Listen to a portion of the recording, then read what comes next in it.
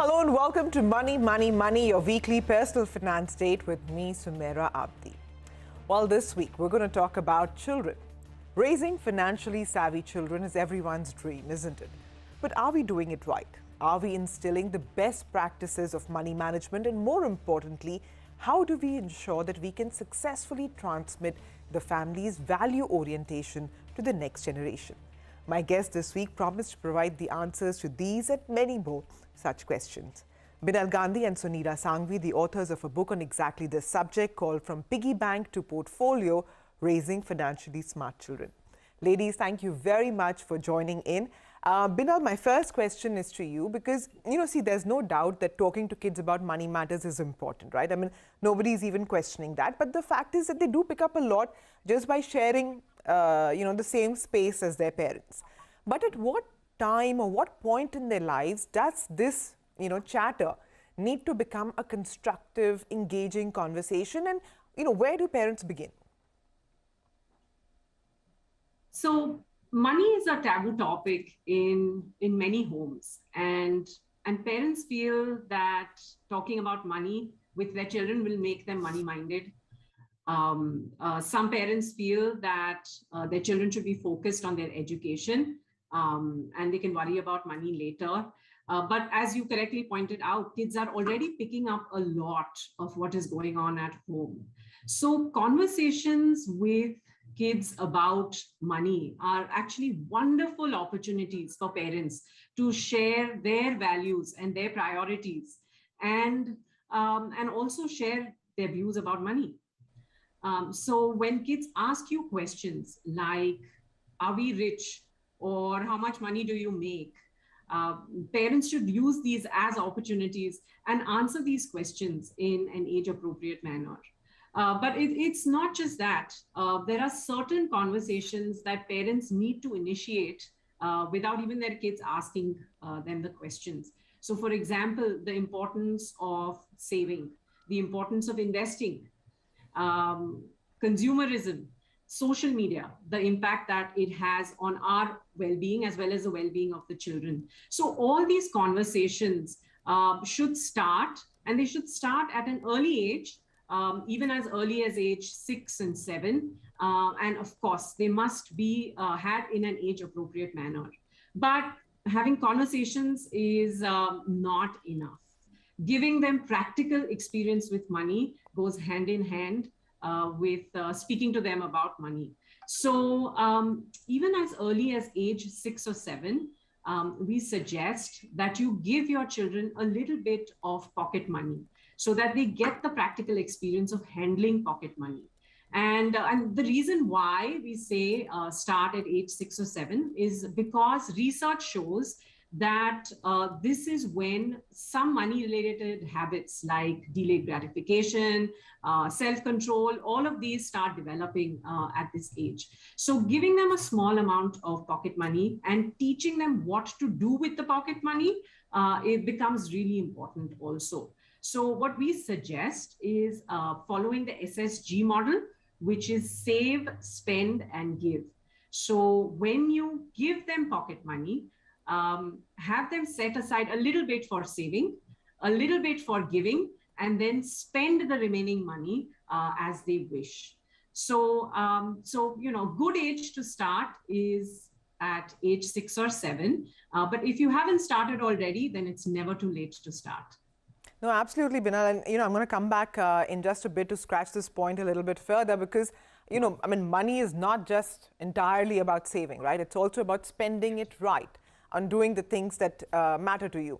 But before that, Sunita, teaching kids how to value money is important, right? Because each family's circumstances are different.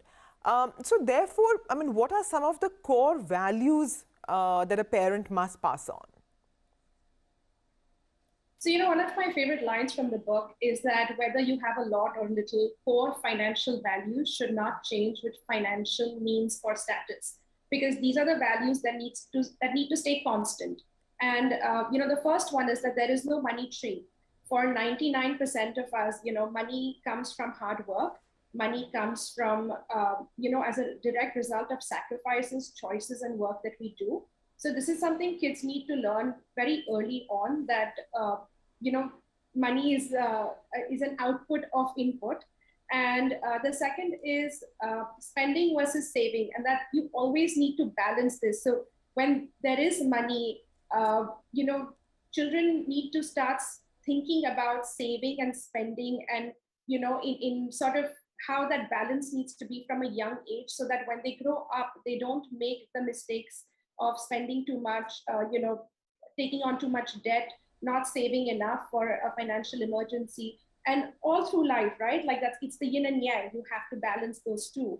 And then when they do save, it's such an important value to teach them to grow their savings and create wealth. Because, as we discuss in the book, if you don't end up making money work for you, you literally have to work till the day you die. So you have to create passive income.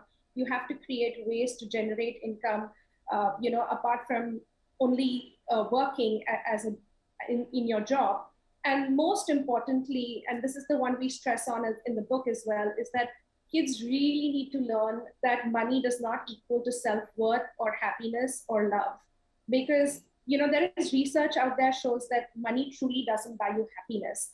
Money, it is a means to an end, and whether those ends are very fancy or whether those ends are normal, at the end of the day, kids should not think of money as a reflection of their self-worth.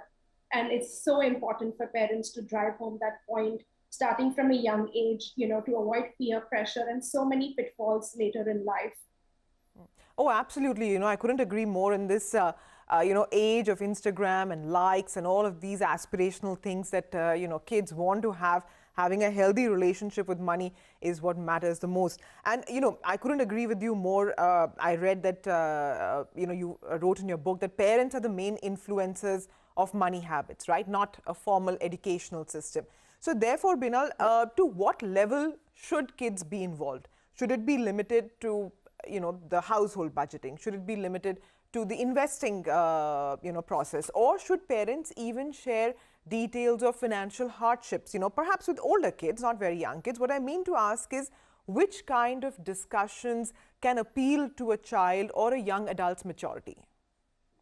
Right. So I would say all the conversations need to be, I guess they're different at different ages.